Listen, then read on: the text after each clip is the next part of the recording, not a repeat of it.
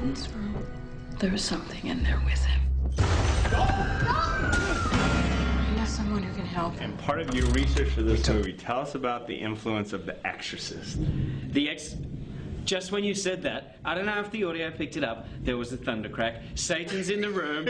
Run! Run for your lives! We're with you. Yes, he likes you. We're okay. No, I don't think he does. I don't think he does. We give him... Well, okay, so The Exorcist, I mean, obviously it's a classic.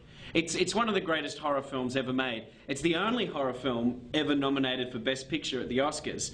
You like that? Oh, sorry, I'm looking the wrong direction. Hey, how'd you like that? See? And so it's just a classic, and it's a great template to use when you're writing a horror film, because I think after The Exorcist, especially during the 80s, horror films went through this nasty period where they became more about, you know, girls in their underwear being chased by guys in sports masks. And, you know, which is fine, I love that, but what it did is turn the critics off.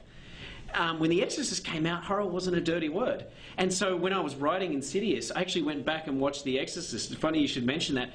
And I tried to study how this film made the characters really relatable and realistic. That's why that film works, is because the mother, played by Ellen Burstyn, and all the characters, the priest, everyone, are just such real characters, nothing phony about them. And so I really tried to you know, use that as my guiding light, as it were, writing the script. Your son isn't in a coma. Falling off a ladder had nothing to do with this.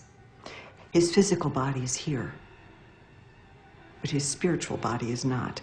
And the reason these disturbances, they followed you to a new home, is because it's not the house that's haunted. It's your son.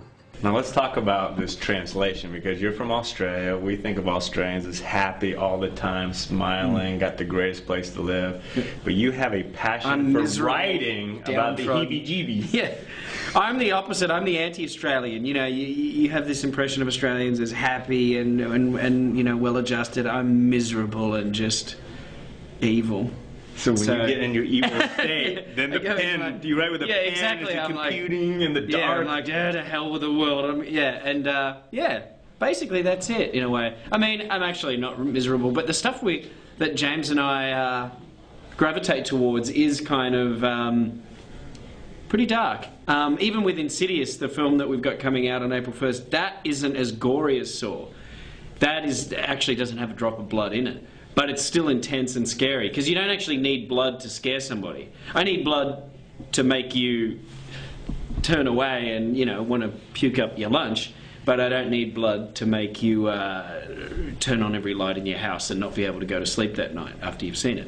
I don't think bad wiring is the problem here. I want to leave. I want to leave this house.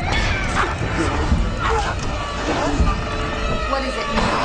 So Lee, you guys meet in film school in Australia, studying Dundee movies?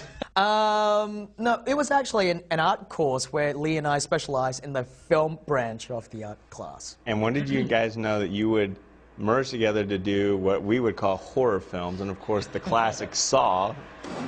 Horror films, believe it or not, is one of the best ways to break into the business. You know, you look at all the great directors out there, like Scorsese, James Cameron, Coppola, they all started out in horror. Saw, bloody gory. This one, you have said, is kind of a modern-day Poltergeist. It's an idea that Lee and I cooked up with a while ago that we thought this was the perfect time to bring it out with. And it's a haunted house movie that is different to all the other haunted house films out there. Because, like what we did with Saw, which was we took a classic sort of serial killer genre and then we twisted it on its head. That's what we did here with Insidious as well. We took what is generally a very common haunted house film, and then we give it a fresh new spin to it. So as a director, you were instrumental in working with Lee in the writing. When did you know the script was done and ready? You know, I was very fortunate that the first draft that I got from Lee was really well written, and it was that really strong first script that got me the great actors in the film: Patrick Wilson, Rose Byrne, Barbara Hershey, and Lynn Shay. When you look at a piece and you get to enjoy the whole piece coming together, what's that like for you? It's gratifying. It's really gratifying when, you know, when the film that you set out to make, you actually get to achieve your vision. Well, Insidious will be out.